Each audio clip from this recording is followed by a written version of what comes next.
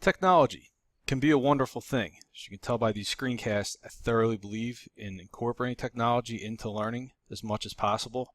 We have the devices, we might as well use them. All right, the days of saying no phones in my classroom have to end. However, we need to use them responsibly. This down. All right, electronics are here. Let's use them. All right, don't say here, give me my phone, I was reading. Yeah, DJ Pauly D, I believe you were reading. You might have been. All right, we have to use them, electronics, responsibly. 8th grade, we don't have Chromebooks yet, although we're going to try to use computers in the school as much as possible. Anyway, always ask permission first. Be specific. It's time for independent reading. I'd like to read my book on my phone. Can I, Mr. Ward? Sure. I want to look up a word on dictionary.com. No problem. All right. Use them for the purpose you specified during your request. If you ask to use it to read a book, and I find you on Wastebook, or Twitter, or InstaSpam, or any of those other sites, that's where the issues will arise. All right. Hold the device on your desk face up so the teachers can see your screen. As much as we want to believe that we're using for the purpose specified, we don't want to be holding the screen up. So this, no, she's holding the screen up. Nobody else can see her screen. And in some cases, yes, that's the way you want it. You want it to be private, but not when you're using it for an educational purpose, and teachers are responsible for what you are doing in that classroom. So no. Here's an old favorite. The students always propping things up on their desk because the teacher isn't going to realize that you're playing on the phone, not paying attention to me. I'm going to guess these kids did not ask permission.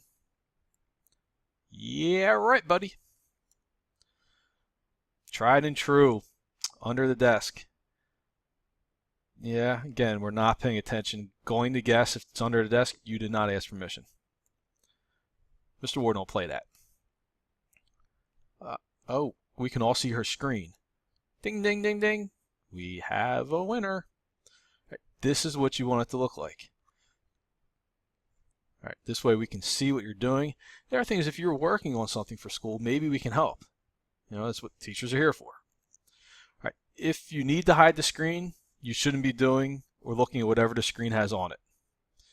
Accept the rules and the responsibility that goes with being allowed, being mature enough to use technology in the classroom. And while I'm talking about phones, this also goes for when we're in the computer lab. If you, are supposed to be looking up something or writing an essay, a response on Google Docs, make sure you're on Google Docs. Don't search images. Don't go to YouTube unless that's part of what we need to do, in which case you'll get those directions and or you will have asked permission.